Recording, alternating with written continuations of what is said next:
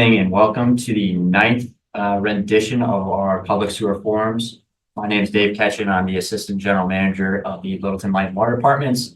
Here with me this evening is Matt Silverman, Water and Sewer Superintendent. Matt's going to be providing an update on the project and our future capacity goals. We've also got Commissioner Joe Knox in the audience. So thank you for attending, Joe, and a few other people in the audience as well. We look forward to fielding all your questions. Anyone that's on Zoom, please use the Q&A feature on your Zoom to ask any questions, and we will answer those after the presentation. I'd also like to say thank you to Corey Godfrey, former Water and Sewer Superintendent, for all that he did for this project. He took another opportunity elsewhere, and we congratulate him on all future success and thank him for everything he did on this project. So with that being said, here's Matt Silverman. Thanks, Dave. I'm going to share a PowerPoint presentation I have prepared now. Keep it pretty brief, about 10 minutes, and then like Dave said, we can open up the floor for any questions you might have. So this might look familiar. This is a similar format to the presentations that have been given in these public forums before. I'm going to be talking about the three major phases of the Littleton Common Sewer System expansion. First, I'll start with a brief history of the project, and then the project components you can see on the left. We have our facility, our water resource reclamation facility, 242 King Street, that's currently under construction. We have the main pump station at Littleton Middle School, and then we have the effluent recharge site at the Littleton High School underneath the soccer fields, where we're actually discharging the treated wastewater once it goes through the treatment plant. So some background about the project. The discussions around the municipal sewer system have been going on for a long time now, over 2 decades. The main goals of this is to kind of spur redevelopment in the town common downtown Littleton area. And this was made possible over the past 5 years through 5 separate town meeting articles that authorized $36 million to be spent for the acquisition of land to actually build the facility at 242 King Street, the design and construction for both the treatment plant, the collection system, and then the effluent recharge site at the high school. $13 million was provided by the state to help offset some of the costs of the town. And then, as you know, one of the major components that made the project financially feasible for the town was the redevelopment of the 550 King Street parcel where the IBM complex was previously located. So diving into our first construction update, this is a snapshot of some of the work going on at 242 King Street at our water resource reclamation facility, wastewater treatment plant. The majority of the work is going on through Methuen Construction. They're the lead contractor on the job. They started in July 2023 doing some site clearance and some additional site prep for the treatment plant. Since then, they've made a ton of progress. They've installed a bioreactor tank for the first few components of the treatment process, and the membrane tanks, which is kind of the tertiary treatment part of the process where we actually filter the effluent through the plant, and then it's ready to be discharged to the recharge site at the high school. They've also done a significant amount of the building slab and some of the process piping, conduits, all those kind of things, really getting the foundation sort of set up for the building to go into place. They've actually started putting in some of the structural components for the building. They have most of the steel beams on site. They're still waiting on some of the walls and roof components. But I'll show on the next slide, they're making some significant process and moving really fast to get the building up for the winter. And then we can have all the different parties involved with getting the plant ready to be operated inside of the building once it's enclosed. So we are on schedule to finish up construction in spring of 2025. And then once construction is complete, there will be a period of a couple weeks, anywhere between 1 to 2 months to actually test everything out, make sure it's working properly, and then start collecting flow into the treatment plant and performing treatment there. So that picture on my slide was taken probably 4 to 5 weeks ago.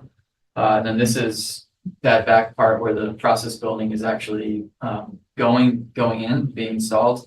So you can see this picture was taken today. They're really making some serious progress on the structural components. So there should be a remnant of a building actually on site relatively soon. Moving on to the next phase of the construction, the sewer collection system, which is being performed by Revoli Construction. They started around the same time as Methuen in the summer of last year, and they made a ton of progress. They're really getting close to the end for what they have to do as far as road work. They've completed from the high school on King Street all the way through the common intersection with Gray Road up to Farmstead Way, which is where they're currently at now. They've completed all of the sewer infrastructure on Russell Street, Stevens Street, Shattuck Street, and they're basically wrapping up Gray Road this week, just tying the last few lateral connections and water service connections on Gray Road. And final paving will take place in 2025. So all those trenches that you see temporary patches in, those will be allowed to settle over the winter, and then finished paving will be completed next year. Revoli also worked on the installation of a new pump station at the high school, and this will basically collect all of the flow from the high school and be pumped to the 242 King Street site. And they also did some upgrades to the middle school station, which needed some upsizing of pumps, new control panels, and they also upgraded it so that we can dial in remotely and use our SCADA system to operate that pump station. So they're continuing work now, as you can see, in the middle of town, and the goal is to try to get through as much of the system as they can before DOT basically says there needs to be a stoppage for the winter because weather conditions aren't allowing for additional work to take place. So as far as the effluent recharge portion of the project goes, this slide really hasn't changed. Onyx wrapped up that portion in summer of last year, essentially 100% complete. There was some touch-ups that needed to be completed in the spring on the sod that was installed at the soccer fields at the high school, but they were ready for use this fall, and we'll actually be testing out a lot of the piping over there and seeing how the recharge site performs coming up in December. And I'll touch a little bit more on that in my final slide of the project. So moving into the discussion of sewer capacity, I know this has been a topic of high interest for the town. So as far as what we are currently constructing, the treatment plant and the collection system can actually accommodate for 530,000 gallons per day of wastewater flow. So we kind of over-designed for what we can discharge at this time, because our only recharge site at the high school is permitted for 243,000 gallons per day. So as you can see, we don't have the same discharge capacity as we have treatment capacity. And again, I'll touch on this on my next slide, but we are looking for additional capacity to expand and discharge more of that effluent from our treatment plant. Currently, we have about 57,000 gallons per day accounted for the existing properties in the sewer area. And then we also have 157,000 gallons per day sort of reserved for additional development and expansion of the properties that are connecting to the system. So as you can see, a lot of the capacity that we have to send to the discharge field is already accounted for. So that kind of leads me to my next and final slide as far as future sewer capacity. So we are actively looking for additional places to discharge treated wastewater from our plant.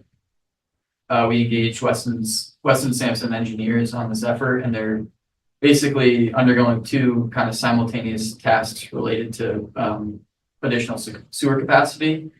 The first is seeing if we can discharge any additional flow to the existing leach field at the high school. So based on some of the preliminary modeling that Weston Sampson's done, they believe we could discharge up to 300,000 gallons per day of wastewater to the leach field at the high school. So we're currently prepping for an infiltration test. And that's why I was saying earlier, we're going to be testing that leach field in December, because in about 3 weeks, we're gonna be sending 200,000 gallons of flow per day to that leach field. And we have monitoring stations set up all over town, basically to see how the groundwater table changes based on those flows. And this is part of the DP requirements for asking for additional capacity. So once we do this infiltration test, which will last about 2 months, we'll then send all the data in a nice report to DEP, have them evaluate it and see if if it meets the standards for adding additional capacity. So we're hoping that the modeling and what we see in the field actually shows we can fit 300,000 gallons per day at the high school, and we can upsize our groundwater discharge permit. So that should be happening relatively quickly. Another effort that Weston Sampson is helping us out with is evaluating other properties in town that we might be able to fit additional effluent recharge to. So they've done a preliminary evaluation of essentially every parcel in town. They've looked at between 10 and 15 different evaluative criteria, anywhere from hydrogeology to parcel size to property ownership. They looked at basically at anything you could look for in a recharge site. And they came up with a short list of what they believe is like the highest feasibility and probability of actually getting additional recharge. So we're looking at currently 2 sites in town. One's off Distribution Center Circle and one's off Hartwell Ave near Great Farm Road, where we're going to be doing some soil borings, and hopefully we can get a better idea of what material is out there and install monitoring wells so we can monitor groundwater over time and see if that would be a good option for us to expand our recharge. So we're undergoing those 2 kind of simultaneous efforts to see if we can find anywhere else to discharge treated wastewater. And, hopefully we'll have some more solid answers in the coming months. So that's really all I have as far as content, but happy to take any questions related to any of the phases of the project at this point. I'm curious, where on Constitution Drive is the property that you're looking at? So the property we're looking at is, it's like if you go all the way around the back, it's where the Potpourri Group building is, towards the right side. Okay, And it would, in front of the theater? It's a distribution line, not constitution. So. Oh, I'm sorry, Yep, my bad. yep, so. yeah, so this is like way back behind the Kiva Okay, in that yeah, area. all the ground over there on that side of town is beautiful material. Yeah, We're hoping for it. Too bad it didn't fall into place for the town to purchase the property that got excavated just before the highway department. That would have been ideal Spot. Yeah. if it could have been done, hindsight is 20/20. yeah. Take that down.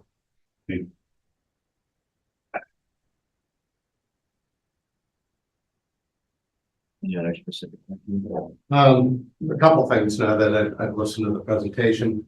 One, with the testing that you're gonna be doing. Now, you're gonna be testing and putting fresh water to test the system, correct? Yep. And it's 200,000 gallons a day? That's that was the amount that DEP was requiring for what additional capacity we were looking for. Yeah. Now, with our current drought conditions that we're going through, do you think it's wise to do that right now? And Yeah. take 200,000 gallons every day and dump it into the system? Yeah, it's definitely not ideal. We did try to explore any other option we could as far as, putting in like an irrigation well or pulling off a surface water source. We presented all that to the DEP, but we were advised not to. We couldn't do anything other than send treated water, so.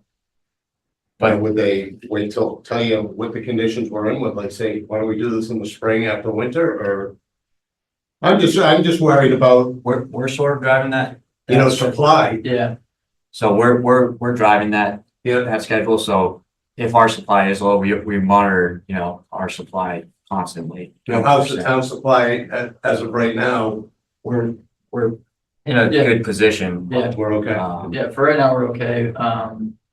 We've actually had the Beaver Brook treatment plant off for a couple of days now to kind of simulate, losing 200,000 gallons a day. Mhm. And we've been able to maintain supply for what we're seeing, in the system. So it's a good sign. Yeah, so if we start this infiltration test day one and day two, we have a massive water main break, we're still in this drought scenario. We can just stop the infiltration Yeah. test at that point, and work with DEP on what that means. All right, and I do understand and get the part about the roads and letting the trenches sit through the winter. I get it. Yeah. But are they gonna do any better patching before the winter gets here? Because man, you Yes, drive down there, and you guys have driven down it. Yeah. It's awful. yes, the plan is yes, so. Okay. If you actually drive, right where the high school is, and there's that trench pavement, Yeah. that's the final trench pavement that's gonna be on King Street and Great Road. Yeah. Until they come back and do the And then they're gonna full do it. width. But they're not gonna do that until they're done installing the pipe, so. Yeah. So, Great Road, they'll have that done in the next week or two, and then King Street will hopefully be, mid-December. Okay. Depending on how the weather holds off. We have been working with DOT very closely on allowing us to continue working the initial permit. And their typical rules and regulations, November 15th was the deadline to have us stop. But our goal is to finish King Street this year as much as possible in order to have the system online by next summer, which is a pretty tight window as far as the collection system and the plant goes. But we're really pushing for that. Okay. And then I live over on King Street. And we've actually changed the name to Revoli International Motor Speedway. Okay, Can somebody get a word to these guys to back it down a bit, especially in the middle of the night? yeah, I know they got a job to do, but they're really driving hauling too the fast. mail through there, yeah, especially in the dump trucks. Okay, we will reach out to them about that. Back it down, please. Okay.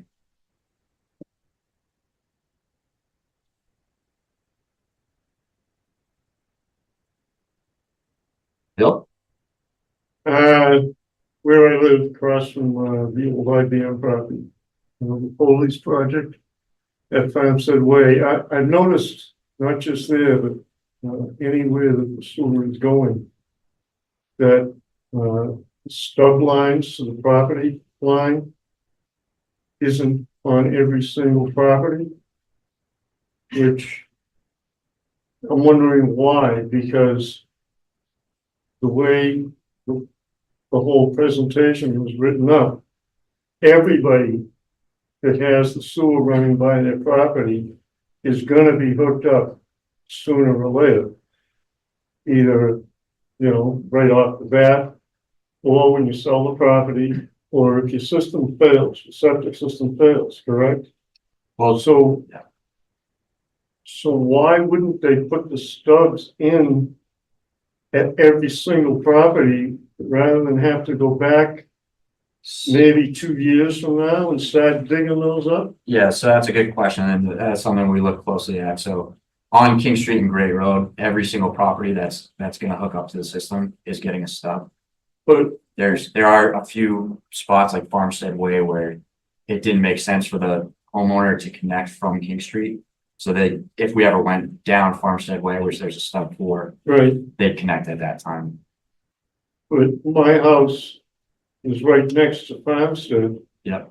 And I had it marked where eventually I'm gonna have it hook up. Right, yeah. So I assume they're gonna put the stub into my property line. Yes, yep, that's the plan.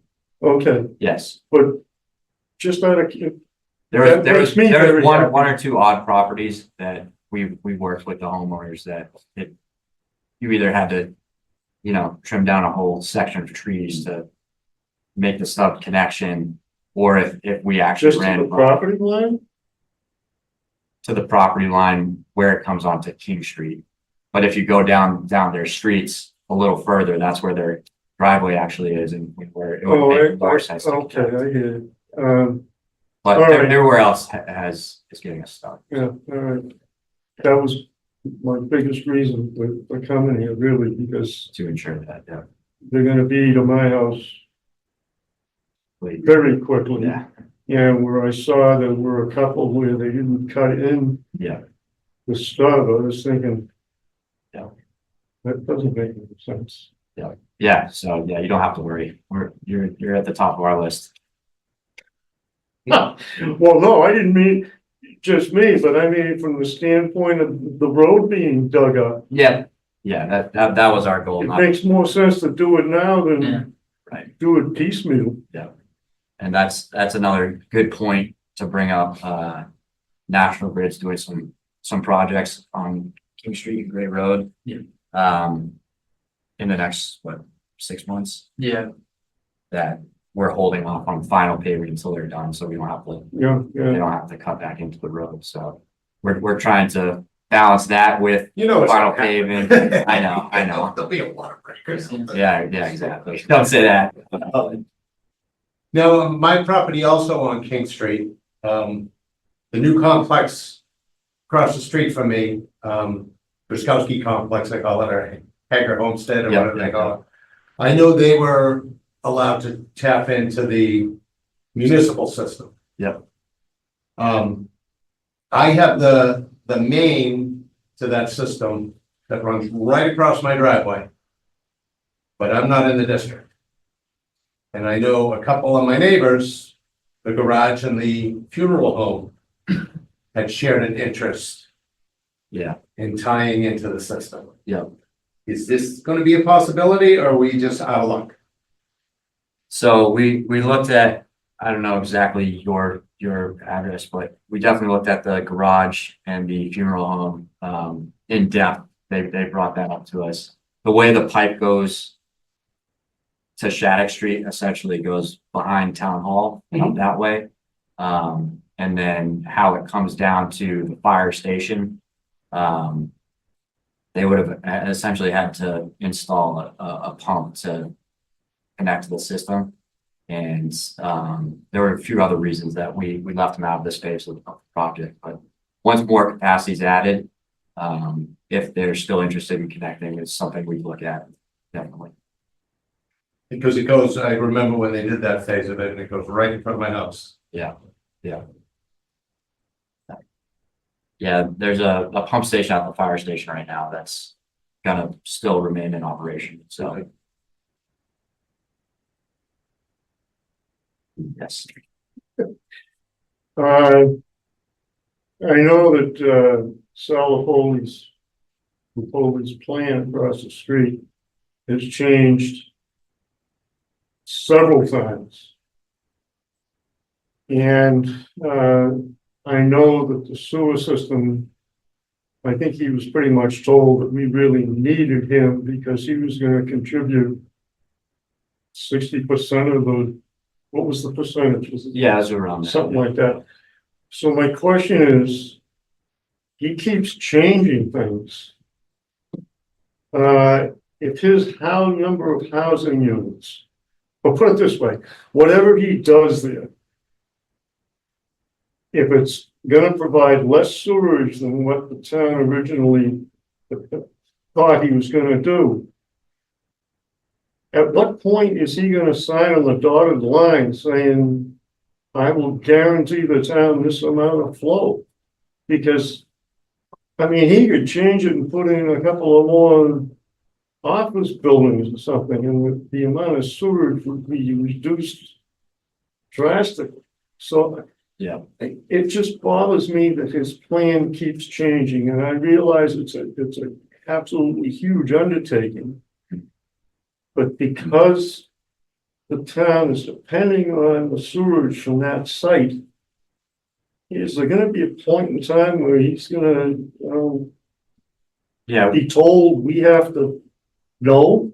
yeah, we actually signed a capacity agreement with him. Oh, all right, He's locked in, and when you say that, we've had the same, thoughts for a year and a half about it as well, but, we just met with his engineering team last week. Yeah. And it sounds like they're beginning construction next year, So it sounds like they're just about locked into a design. And they keep asking us for more and more capacity, which we keep telling them we don't have. So Yeah, luckily that's the way it's trending right now. But that agreement sticks with the property, so okay, that's what they're that's, responsible for. that's good to know. Yeah. Thank you. Now, that site itself, is the soil suitable for discharge on that site also? Yeah, so they have, and Matt, you probably know more about the specifics, but they have an existing system there. And when it was IBM, they had no need or no intention to connect to our system. And then once they sold to the Pulley companies, that changed, and Pulley companies doesn't want anything to do with managing their own sewage. So they do have a DP permit for discharge there, and they treat currently. And we've basically specified to them that they should try and keep that permit for whatever future use it may come to, whether helping the town or if it helps them personally and they don't have to draw any more town resources. Especially if they change and they're gonna need more. Yeah, They they're, should look at their own house and see what they can do. yeah, their existing permits for 40,000 gallons per day. Okay. So I think it expires in 2027. So we're gonna try to see if we can discuss with DEP some sort of resolution, like they're planning construction where that current leaching field area is, but if that sticks with the site, or if they could potentially evaluate a different part of the site for that 40,000 gallon per day recharge. Definitely want to keep that as an option, you know. Now, with their current design, what are they thinking their discharge is gonna be? I'm not exactly sure the number was. It's $150,000 per day when they're fully built out. What they anticipate, but you know, it's going to take 5 to 10 years to get there. But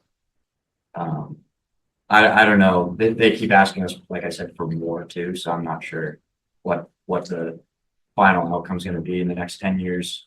How that's going to shake out with them, but that's where we're at right now. Yes. I hate to keep asking. No. Anybody who chooses not to hook up now, when they do hook up, the existing system has to be decommissioned. And has there been a defined term of what the decommissioning amounts to? Because when I got some information on it, it could amount to just pumping the tank, either digging it up and removing it, or just smashing it, or just filling it with dirt. Yep. And I think the number the information that I got was somewhere around $6 grand or something. It was a very low number. Okay.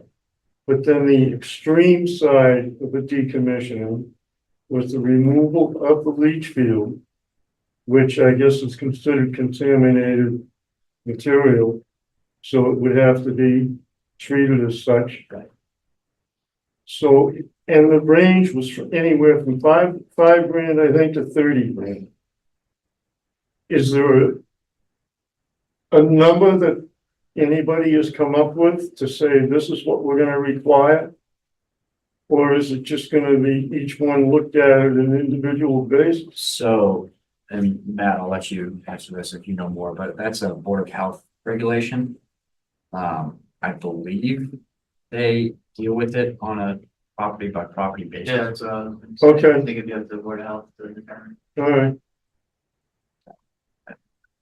I would expect they understand, you know, the financial impacts yeah, of what they're asking for. It's almost like, why can't they just decommission the tank and leave the field alone? Yeah, I think, you fill it with sand and sometimes that's. well, I'm sure the reason I asked it was gonna be on an individual basis is simply because some systems are in close proximity to the water. The Yep. water table is different. I mean, there are too many variables, I Yes. guess, to say that you gotta do this. And I'm not familiar with their regulations, their current regulations, but I believe it's a case by case basis. Yeah, We can follow up on that. For sure.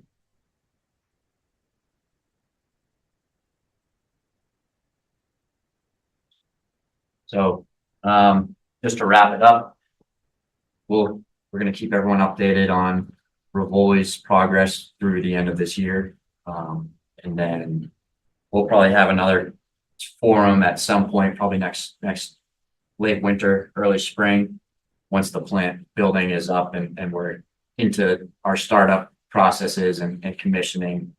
And we have more information on when our system's actually gonna be ready to go. So that's our next steps, and thank you guys for coming tonight.